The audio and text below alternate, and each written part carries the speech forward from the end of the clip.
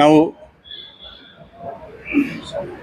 ಹೆಚ್ಚಿನ ಪ್ರಮಾಣದಲ್ಲಿ ಪೊಲೀಸ್ ಅಧಿಕಾರಿ ಮತ್ತು ಸಿಬ್ಬಂದಿ ನಿಯೋಜನೆ ಮಾಡ್ತಾ ಇದ್ದೀವಿ. ಈಗಾಗಲೇ ನಮಗೆ ಬೇರೆ ಜಿಲ್ಲೆಗಳಿಂದ, ಬೇರೆ ಕಮಿಷನರೇಟ್ಗಳಿಂದ 130 ಅಧಿಕಾರಿಗಳು ಮತ್ತು 556 ಸಿಬ್ಬಂದಿಗಳು ನಮಗೆ ರಿಪೋರ್ಟ್ ಮಾಡಿದ್ದಾರೆ ಹೊರಗಡೆಯಿಂದ. ಅದರ ಜೊತೆಗೆ ನಮ್ಮದು 1400 ಏನು ಸ್ಟ್ರೆಂತ್ ಇದೆ, ಅದು ನಮ್ಮದು ಸ್ಟ್ರೆಂತ್. ಈ ಎಲ್ಲ ಅಧಿಕಾರಿ ಮತ್ತು ಸಿಬ್ಬಂದಿ ಸೇರಿ ನಾಳೆದು ಬಂದೋಬಸ್ತ್ ಜನರಲಿ ಸಂಜೆ 4 ಗಂಟೆಗೆ ಶುರು ಆಗುತ್ತೆ. ಅದು ನೆಕ್ಸ್ಟ್ ಡೇ ಬೆಳಿಗ್ಗೆ 6 ಗಂಟೆವರೆಗೆ ಆಗುತ್ತೆ. ಆ ಎಲ್ಲ ಇಂಪಾರ್ಟೆಂಟ್ ಪಾಯಿಂಟ್ಸ್ಗಳಲ್ಲಿ ಅದು ಡಿಪ್ಲಾಯ್ಮೆಂಟ್ ಆಗಿರುತ್ತದೆ.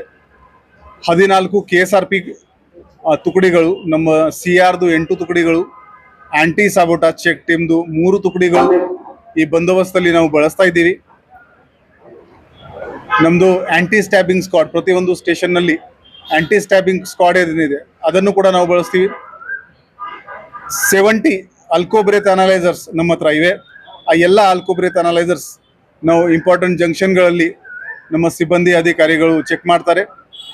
ಹ್ಯಾಂಡ್ ಹೆಲ್ಡ್ ಮೆಟಲ್ ಡಿಟೆಕ್ಟರ್ ಬಳಸ್ಕೊಂಡು ಅವರು ಯಾರು ಚಾಕು ಚೂರಿ ತಗೊಂಡು ಕೂಡ ಡಾನ್ಸ್ ಮಾಡೋಕ್ಕೆ ಬಂದರೆ, ಅಲ್ಲಿ ಕ್ರೌಡ್ನಲ್ಲಿ ಸೇರಿದರೆ ಅವರಿಗೆ ಕೂಡ ನಾವು ಗುರುತಿಸ್ಕೊಂಡು ಅವ್ರ ಮೇಲೆ ಕ್ರಮ ತಗೊಳ್ತೀವಿ. ವೈಲೆನ್ಸ್ನಲ್ಲಿ ಕೂಡ ಲೈಟಿಂಗ್ ವ್ಯವಸ್ಥೆ ಮಾಡಲಾಗಿದೆ. ವಾಚ್ ಟವರ್ಸ್ ಕಾರ್ಪೊರೇಷನ್ನಿಂದ ನಾವು ಸಹಾಯ ತಗೊಳ್ತಾ ಇದ್ದೀವಿ.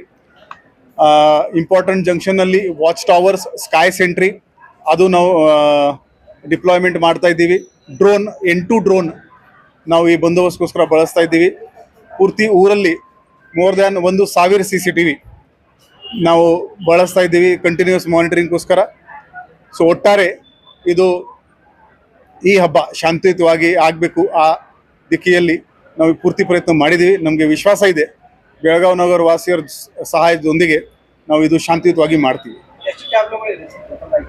68 ಟ್ಯಾಬ್ಲೂಗಳು ಇದೆ ಅಂತ ಮಾಹಿತಿ ಬಂದಿದೆ. ಅದರಲ್ಲಿ ಈ ವರ್ಷ ಸಾಕಷ್ಟು ಜನ ಆ ಮೂವಿಂಗ್ ಟ್ಯಾಬ್ಲು ಬದಲು ಒಂದು ಫಿಕ್ಸ್ ಪಾಯಿಂಟಲ್ಲಿ ಟ್ಯಾಬ್ಲು ಹಾಕ್ತಾ ಇದ್ದಾರೆ.